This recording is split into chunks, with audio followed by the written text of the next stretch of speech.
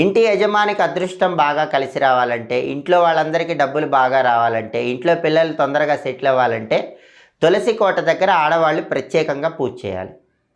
ప్రతిరోజు తులసి కోట దగ్గర దీపం పెడితే చాలా మంచిది. కుదరకపోతే ప్రతి శుక్రవారం అయినా తులసి కోట దగ్గర దీపం పెట్టాలి. అయితే చాలామంది ఏం చేస్తారంటే ఇంట్లో పెంచితే రామ తులసి పెంచుతారు, లేకపోతే కృష్ణ తులసి పెంచుతారు. అలా కాకుండా 2 రకాలైనటువంటి తులసులు ఇంట్లో పెంచితే చాలా మంచిది.